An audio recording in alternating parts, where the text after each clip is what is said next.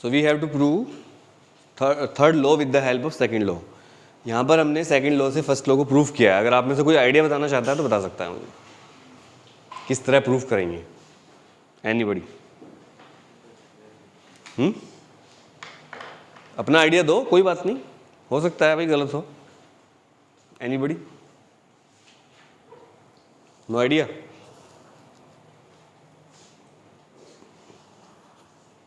देखो, जब सवाल पूछता है टीचर आपसे तो आपके मन में आइडिया तो आता है, लेकिन आपको लगता है अगर मैं बोलूंगी तो मेरा गलत हो जाएगा, तो सर क्या सोचेंगे मेरे बारे में। बच्चों में बहुत होता है, सब में होता है, मेरे अंदर भी था। तो कभी भी इंसल्ट फील नहीं करनी चाहिए गलत आंसर देने के लिए। आंसर ना देने के लिए इंसल्ट फील करनी चाहिए आपको। गलत बोलो, कोई बात नहीं है। यस रस्तोगी, बोलो। पहले देखो, सोचो प्लान कैसे करना है, दिमाग आंसर देगा। पहले सोचो कि भाई थर्ड लॉ होता क्या है? Action reaction law. तो यार एक्शन रिएक्शन लॉ होता है, और हमारे हिसाब से सेकंड लॉ कहता है कि फोर्स जो होता है वो मोमेंटम चेंज के रेट के बराबर होता है। यही कहता है ना लॉ। और हमें दिखाना है कि एक्शन रिएक्शन होता है। आपको क्या लगता है, वायरलेस जो हम आजकल कम्युनिकेट कर रहे हैं मोबाइल फ़ोन से या किसी भी तरीके से, ये किसने डिस्कवर किया है? वायरलेस कम्युनिकेशन मार्कोनी ने। सुना होगा आपने, मार्कोनी, नोबेल प्राइज़ दिया उनको। गलत। मार्कोनी से भी काफ़ी टाइम पहले ही कोलकाता के scientist Jagdish Chandra Bose, British India के टाइम पर, उन्होंने डिस्कवर कर दिया था इसको। गुलाम थे उस समय।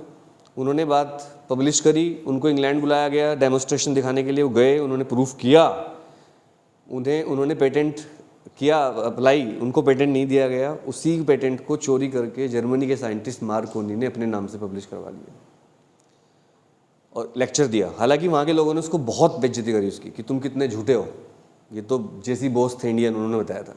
लेकिन फिर भी नोबेल प्राइज़ उन्हीं को दिया गया, because we were not free that time.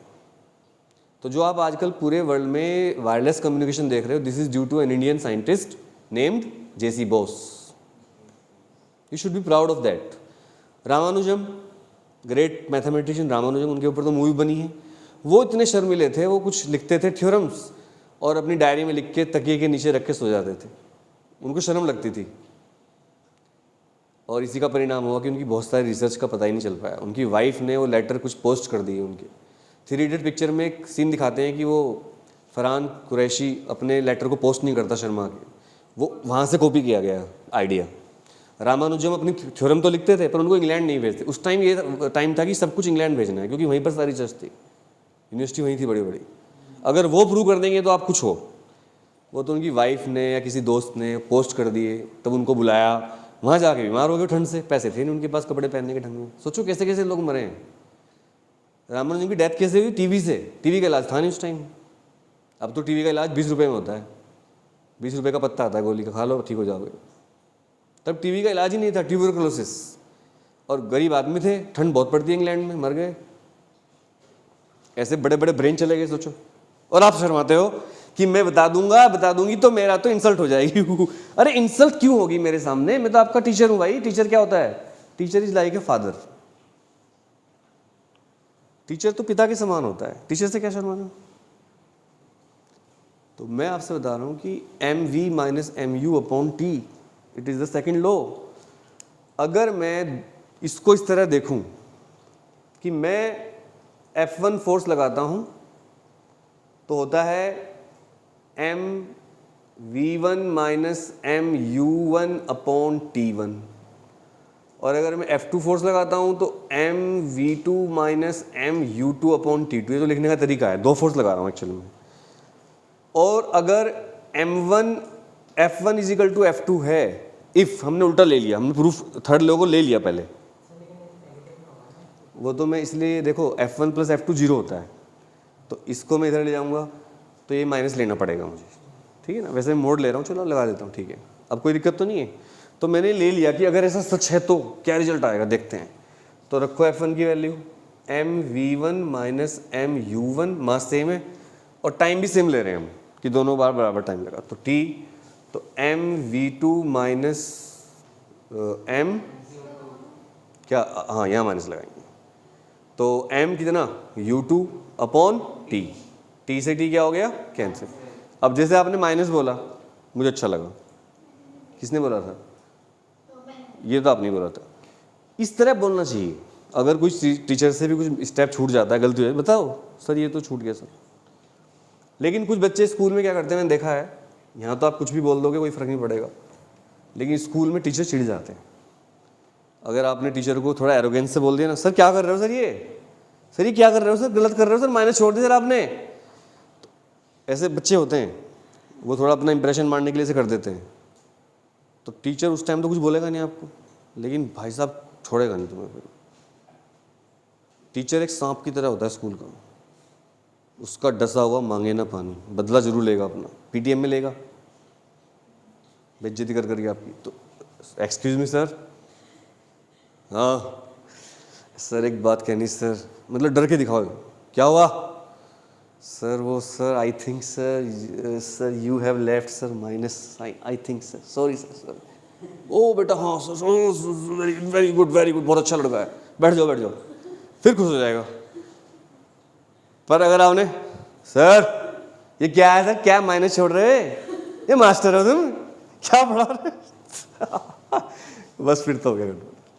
तो टी से डी कट गया, एम से एम कट जाएगा, कॉमन लेके, समझ रहे हो ना क्या बोल रहे हो।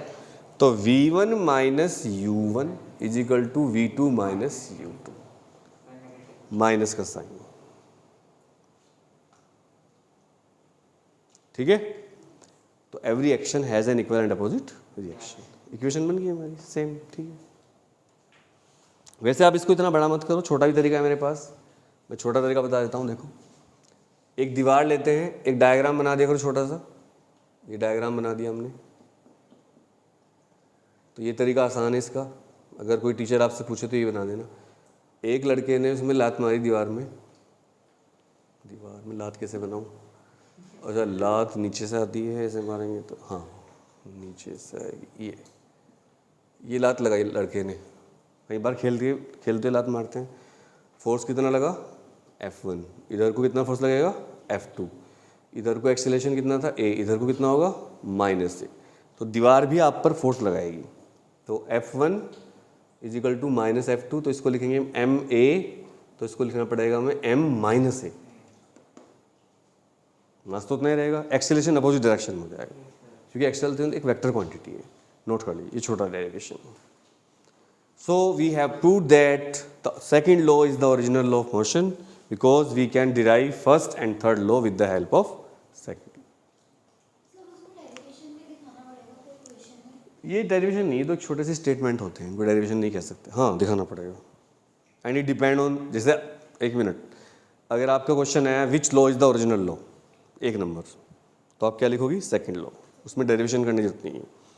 लेकिन अगर क्या prove that second law is the original law, prove that 3 number का है 4 नंबर का, फिर तो प्रूव करना पड़ेगा।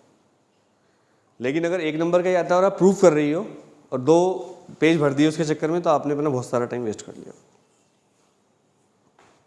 जल्दी लिखो।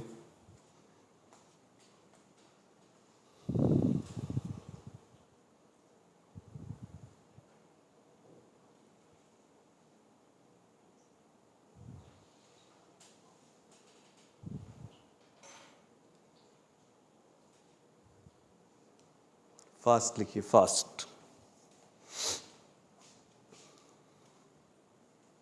और कोई डाउट है किसी का तो पूछ लो।